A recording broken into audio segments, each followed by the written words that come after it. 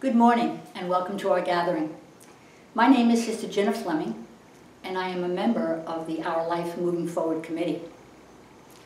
The purpose of our day is to gather young people, religious sisters, and associates to envision how together we can work today to extend to future generations the Dominican charism and spread the gospel of Jesus. Here are the members of the committee who have worked so hard to bring you this day. Here are the members of our General Council who have commissioned and supported our work. Now I am pleased to present to you Sister Peggy McVetti, the prioress of our congregation. On this beautiful, crisp day, I wish you a very good morning and sincere welcome to each and all of you who join us, the Amityville Dominicans. My understanding is that almost 50 of you, married or single, are participating in today's process, as well as other vowed members representing Amityville and also 9 other religious congregations. The hosts of this meeting, our congregation's Life Moving Forward Committee, are thankful that you chose to spend the time and are willing to assist us as we prepare as best we can to plan at this time. To plan to meet the needs of the people of God, particularly on Long Island and elsewhere. Many of you have collaborated with us who are vowed religious women. We've partnered with you in ministry at schools, at healthcare facilities, through religious education and adult formation efforts, GED and ESL programs, social outreach efforts, and as advocates in issues of peace, justice, and the care of creation. So too have we worked together for immigrant rights and racial justice. You've heard what we hope to be the goals of this meeting, that you will assist us in learning new ways to expand to future generations the charism of St. Dominic and the gospel of Jesus. How can we encourage evolving communities of faith? Communities that will look different than we know now. For the input we share today will help define how vibrant, committed individuals and new forms of communities might evolve as a presence of Christ to the people of God, especially for those who reside here on Long Island. Some suggestions for this effort have already been shared with the committee. This previously collected input will instigate our conversation for sure. Again, I cannot thank you enough for being with us. Your wisdom, your experience, and even your challenges are needed and most welcome. It is my belief that we need each other, cherishing our diverse God-given giftedness. Yet we're alike in a similar passion and commitment to preach by our lives the gospel message. So now let's join in prayer, and then we will hear from Sister Margaret Gagliardi.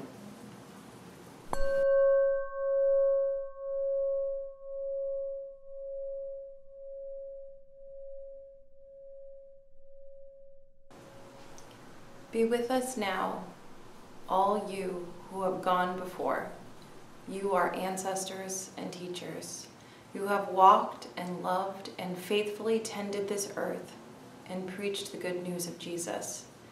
Be present to us now, that we may carry on the legacy you left us. Silently in our hearts, we say your names and see your faces.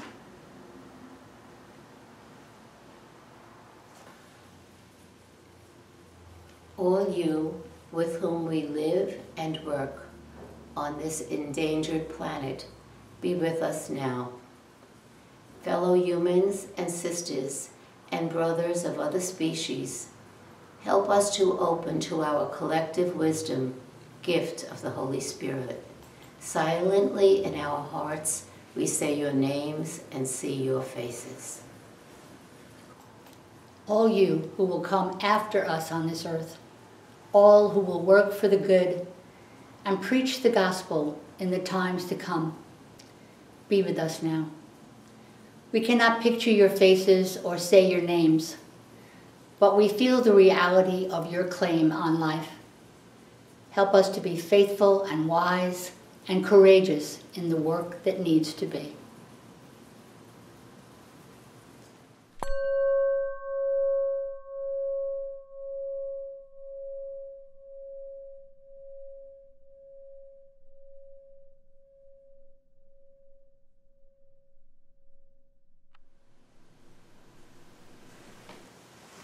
So gathered now together with those of times past and times to come, let's begin our work. Sister Margaret Gagliardi from our Life Moving Forward Committee will now introduce our next steps.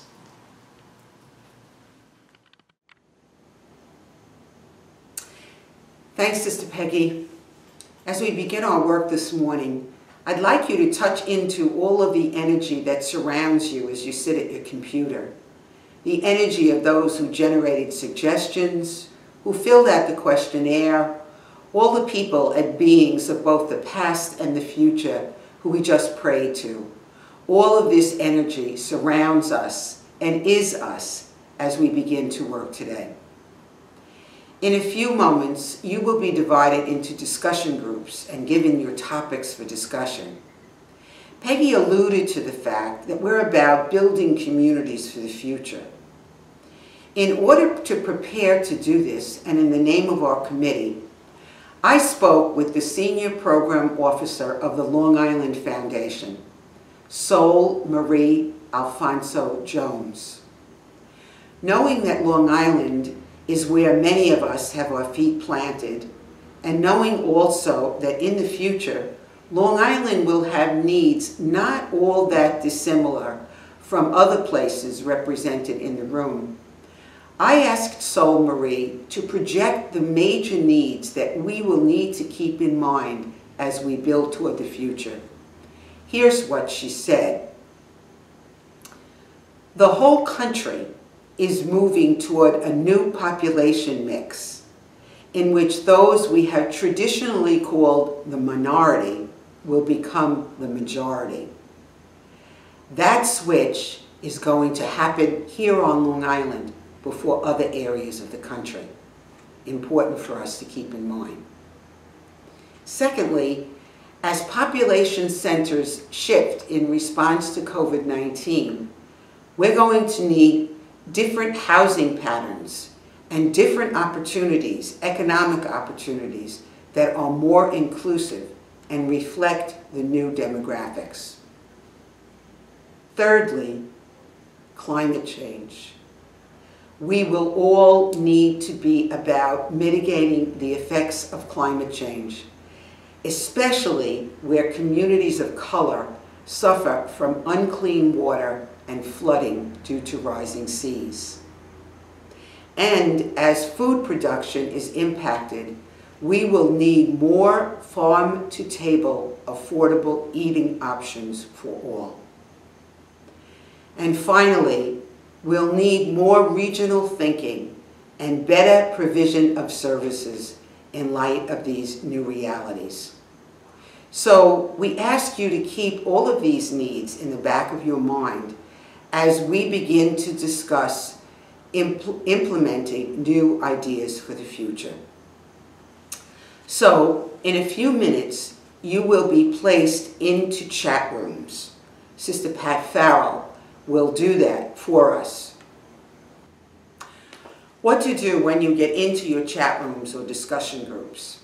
When in the group, introduce yourself and say where you're from and what you do for a living. Take your program booklet in hand, go to page 7, and read through the snapshot of the questionnaire responses and the additional breakdown sheets, the role of the vowed religious in this meeting. Appoint a recorder who will take notes of your discussion and return them to the email that's listed in your booklet. And finally, begin discussing the question, what action steps would you offer to make your topic become a reality? Be as specific as possible. If you're watching on live stream with others, select which of the top 3 suggestions you wish to discuss and follow the same procedure. If you're watching alone, we also invite you, as other people who are watching on live stream, to send in your responses to the email address. If you should get stuck during the course of the program with some technical difficulties, there is a phone number and a name on the bottom of your screen, Sister Honora Nulty. Give her a call and she will do the best to try to help you. So when Sister Pat places you in your discussion rooms, in your chat rooms, there'll be one person in the group who will indicate to you which of the top 3 items you will be discussing. It's going to take Pat a few minutes to set you up in the chat rooms. So while you're waiting, you can take your booklet in hand and begin to read page 7 and following so that you can refresh your memory. When the time is up, you'll receive a message on your screen and you'll be brought back to the large group. We'll be asking for some reporting randomly, so make sure that everyone in your group, that someone in your group is prepared to report to us. Thank you and have a wonderful discussion.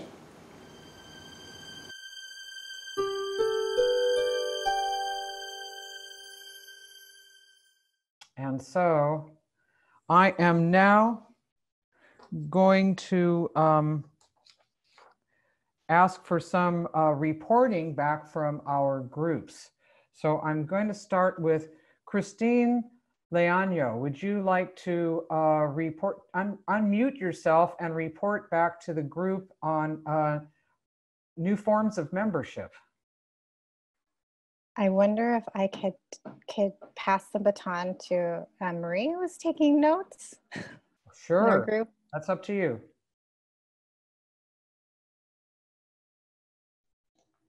Yes, I am known for taking copious notes. So everyone in the group was very, first of all, I think impressed and touched by what Christina and Sophia shared with us. And ultimately, very energized just by looking at the information that was provided with regard to the survey, that out of 47 responses for the individuals taking the survey about a 3 to 5 year commitment, 23, so basically 50% said yes.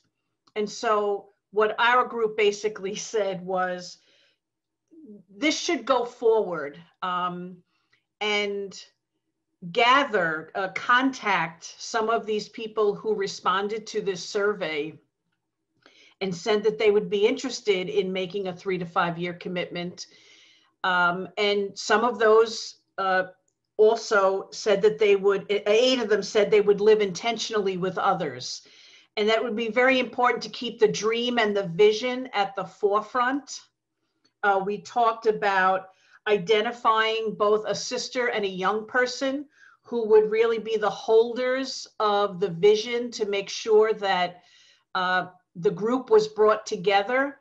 And rather than having some kind of pre-packaged program, that the group that was planning to live intentionally would, with guidance, work it out amongst themselves to how they might form this community. And Christina, Sophia, or anyone else in the group, please feel free to chime in.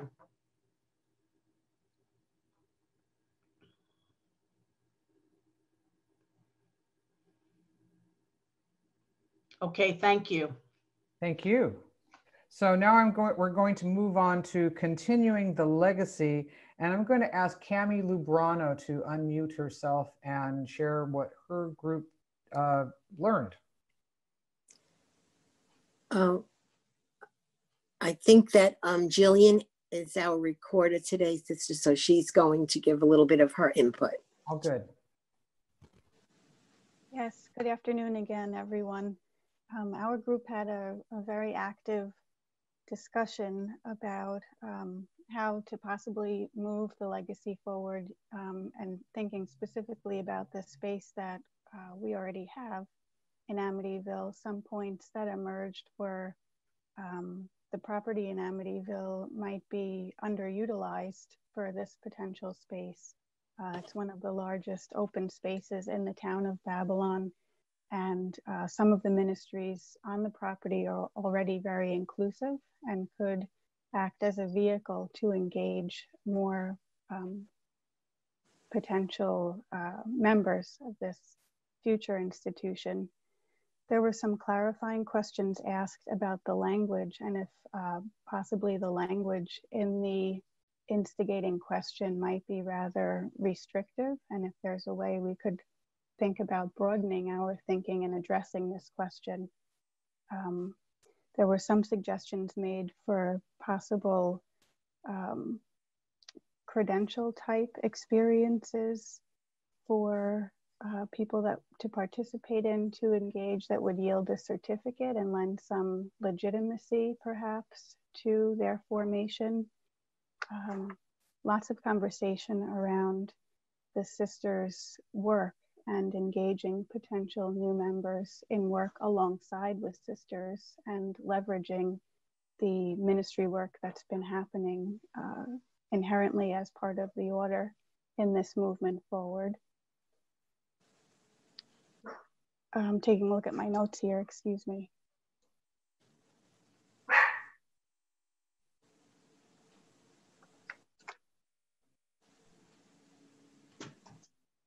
I suppose I would invite anyone else from my group to jump in as I take a look back here, if there's any big significant points that I missed.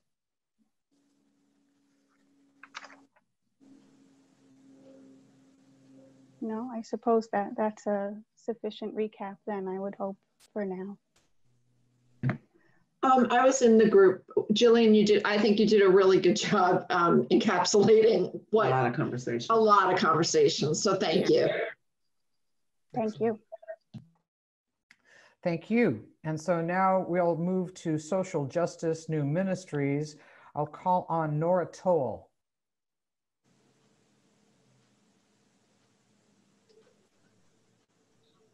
Well, unfortunately, the recorder was Amanda. So I see it in the chat that she did get disconnected. I don't know if she came back, was able to come back on, but she, you know, she will send everything that as far as she got to the email address. Oh. She says she's back, so I don't know if she wants to speak up. If she could, you know, she really has more of the recap, or if Catherine would like to speak, Catherine Benson. Amanda? I did manage to come back, so I can say a little bit about our group, and then Catherine can, or anybody else can jump in if that's okay. So we talked about a couple issues that we identified, a couple social justice issues we identified. One being racial justice, another being the housing crisis and homelessness, food justice, and climate change were the ones that we spoke most about. And I think what we came to for really all of them was the need to let more people know about the good work that's already being done. And so we talked about how best to get the message out about Homecoming Farm, about the honey, about the ways in which the farm could possibly coordinate with food pantries, and maybe the way that high schools could coordinate with the farm and other good work that's happening. So embracing social media as a way to communicate, announcements in parishes, stuff like that. And then we talked a lot about wanting to have sort of immediate plans, working with our parishes on immediate sort of crisis plans around the housing crisis and homelessness and food justice, especially right now during COVID. So how Catherine talked a little bit about organizing a group that maybe would present a sort of project proposal to the parishes where she lives in Hicksville about using the empty schools on the weekends. And maybe she can say a little bit more about that. But it was about kind of networking and getting more people to know about what's happening as a way of providing education and as a way of gathering, even virtually, for moments of prayer and contemplation and action. So if anybody else in my group wants to add, that would be awesome.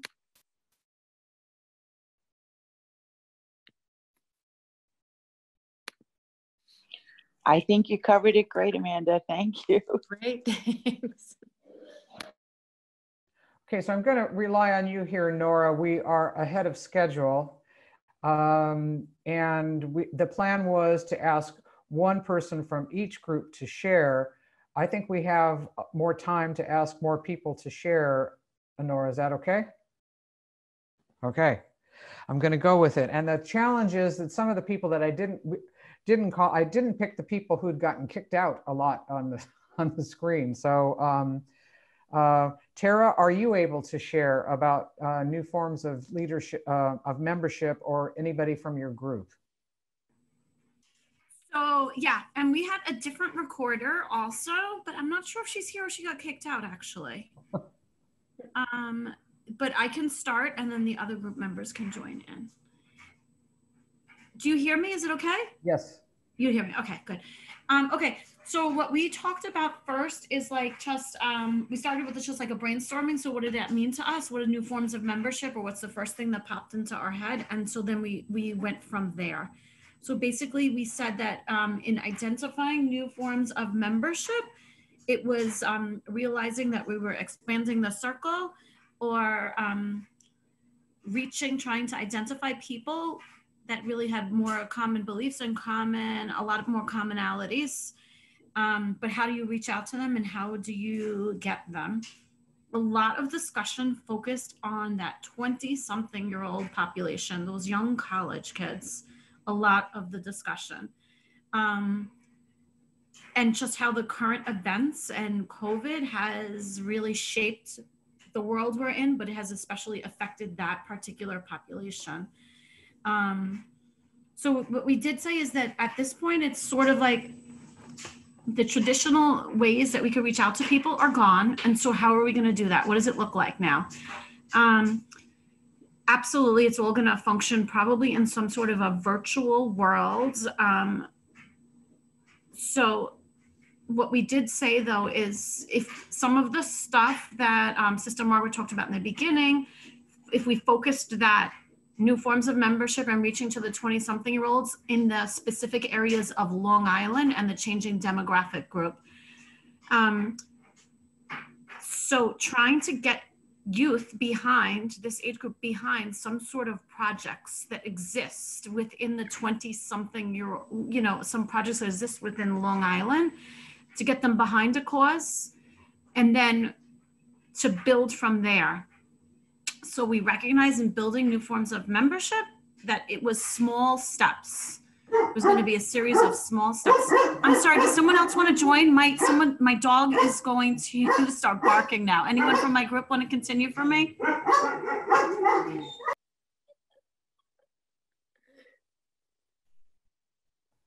I can continue in a minute. It's just that they're barking a lot. So I'm sorry.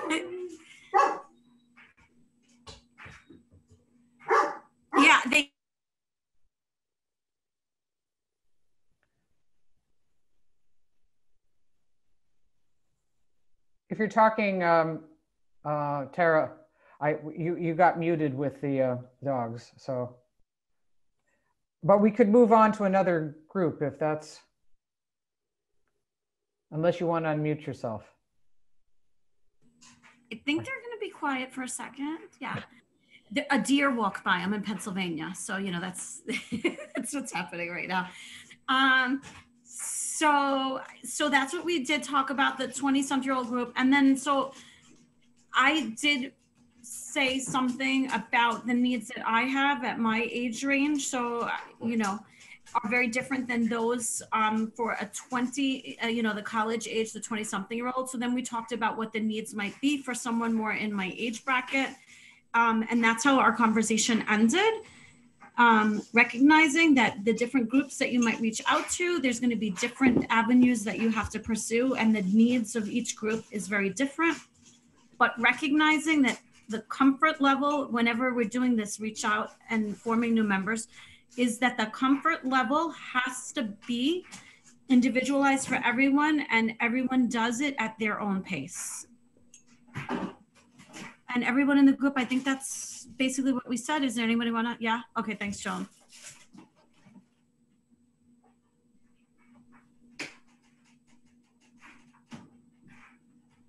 Okay, thank you.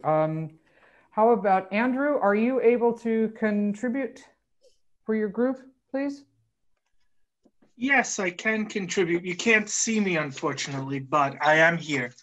Our group had a lot of great conversation, and we talked about we had the creating a Dominican Life Center, and we talked about using that center to offer educational, spiritual, ecological presentations, both in-person and virtual, art classes, cooking, and not just, we really emphasized not pinholing to one area or subject, but involving a lot of different subjects and a lot of different people, involving lay people and sisters to create presentations and to give presentations. And we really kept looking at the question that said 78 people would sign up for this, would sign up for classes at a Dominican Center of Life. So it really shows that people want this. So we want to make sure that we're able to do it. And we want to create a committee that encompasses, or we suggest to create a committee that encompasses all of the different people involved to create a really inclusive center that brings in people from everywhere. We talked about starting small online with tutorials, using the YouTube channel that's already created as kind of a springboard and going from there. And then involving other congregations and making it bigger and increasing the amount of information and presentations we can give to others, because we really feel people want these sort of spiritual conversations and the deepening of that knowledge, and we feel that the sisters and the lay people can give that to them. So it's about creating it, but starting now, even though things are kind of slow and closed down, starting online and virtual, so that we don't lose that momentum and passion from the people who want to get it started. Thank you, Andrew. What about Michelle Martin? Hello. Our group talked about social justice and new initiatives. And what we really focused on is the idea that we are currently working with a population and generations that have kind of drifted away from traditional church life. The idea that a lot of young people right now might have been raised in the church, but don't necessarily follow the church currently.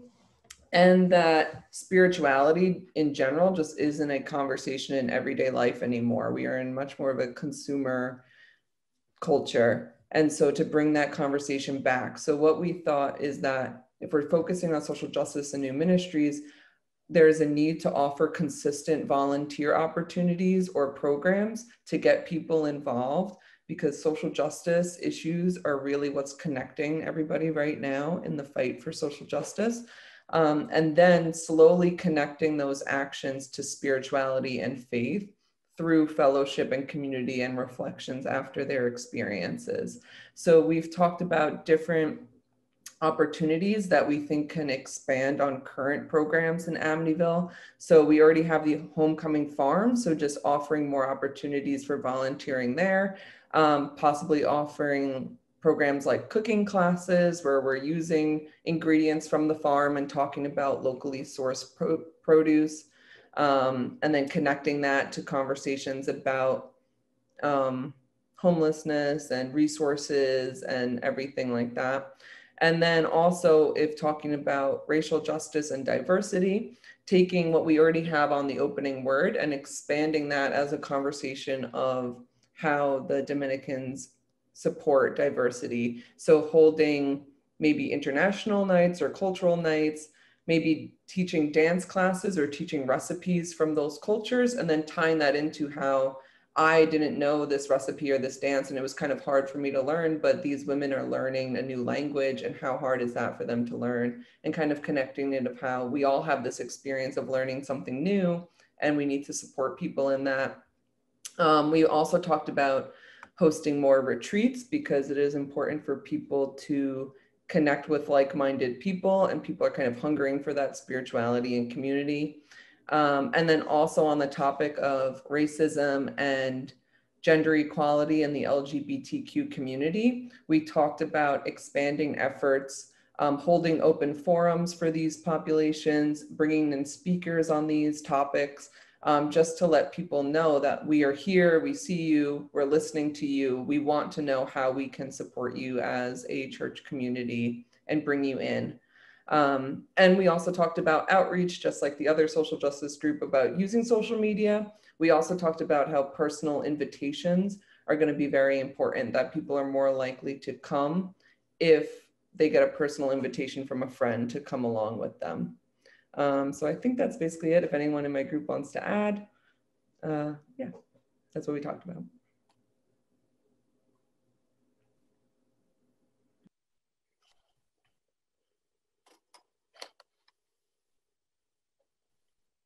Yeah, Michelle, you hit on everything we talked on. Thank you.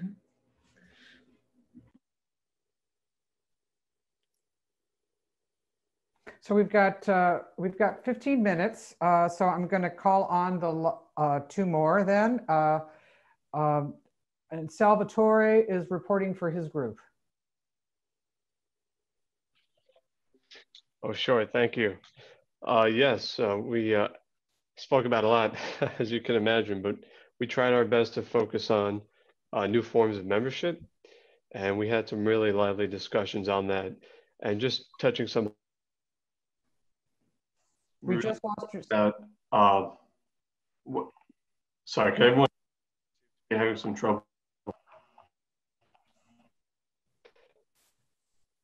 Okay. Can you guys hear me still or no? Now we can. Now we can, sure. So we really spoke about, what it means to be at the center of the community and what monasteries once represented in medieval times, such as like the Benuin communities, and there were people of lay who supported their communities in different ways. So really ripping apart the question of not just a new form of membership, but really how can we, one, continue to serve our communities and understand what they really need, but also in that same question, reach out to new members to join us in doing that. And it may not just be those who are, vowed life, laid life, single, married. It could be all the above. So with that, we also spoke about, one of the key components of Dominican charism is outreaching and all the wonderful work that Dominican sisters and others and other congregations do, such as, teaching education to those in third world countries, helping local farmers with their crops, and so much more. And really with that, we came into two main pillars, if you will.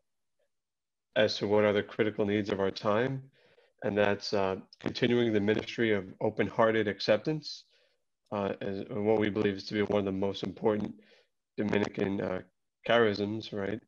And then the understanding the presence of God in the now and who we are, and as individuals, as human beings, that we are loved by God, and understanding that He is with us in everything that we do, even if it's not, you know, the other place that we'd like to be, it's in the now. And so carrying that wherever we go. So, and we have much more great notes that we took, and we'd be happy to share them with you. Thank you, Salvatore. I know that the committee will be looking forward to getting all of this out to everyone when you share that. So I'm going to call on Ananda Jones. Hi, Katie is the person in our group who was kind enough to take the notes, so I'll let Katie speak. Thanks. So yeah, it's actually rather interesting that of all the groups that also spoke about vocations and membership, no one really spoke about the same thing, which is really fun and kind of exciting. We spoke a little bit about kind of the practicality of it, what the 3 to 5 year commitment would look like, and what the expectations were to be. We kind of all came to an understanding of that if this were to become a reality of a commitment, what would the expectations be after the commitment is over? Would you be expecting those who enter this 3 to 5 year commitment be expected to become an associate? Would it just be starting out in New York, or would it be nationwide and or international? We were a little bit more like young adult and teen oriented, as 2 of us have youth ministry experience. So we were talking more at lengths about post-school, like post-college kids, 20-year-olds, things like that, and also teenagers as well. We were emphasizing a lot about how the communication is kind of key when it comes to drawing people, especially if we're drawing them in early as teenagers or as young adults, and how the ideas of vocations kind of have a similar kind of thing of we don't really know what they are.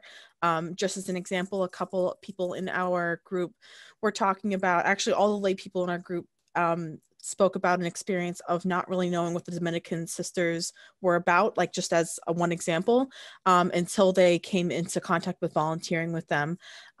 So that was just something that we would want to emphasize, possibly have a type of announcement at parishes, going more to the parish level or high school level, just talking about what the mission of vocations are, because not everybody knows that it's just that it is a mission as well as vows when it comes to being part of a vocation.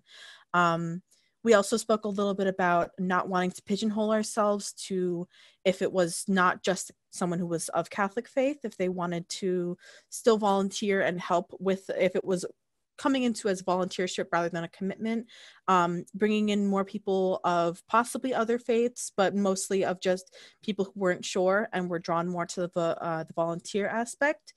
We also spoke about how, especially during COVID, people might be laid off or furloughed and not have as much commitment on their hands, and might be more willing to help during this time, and that might draw them in for the future as well, post-pandemic. And a lot of the last things that we talk about were that there was usually something that draws people in to any kind of volunteer work, but understanding that there is a tradition and a nuance, especially when it comes to most Catholic religious communities, but also that there is just a tremendous connection that people want to those sorts of deeper meanings to communities, and that they would want this to be kind of a community aspect. So if I didn't touch on something, even though I took notes, I kind of skipped over a couple things. So if anyone else in my group wants to say something, it's all yours.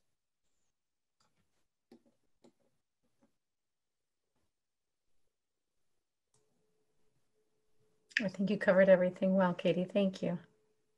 Thank you, everybody. And thank you, everybody, for your patience with the little hiccups here and there with this. And I think we've done quite well.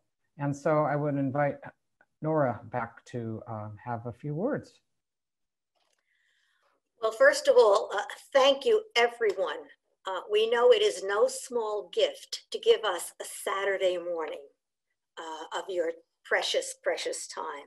So thank you so much for agreeing to be with us on this journey.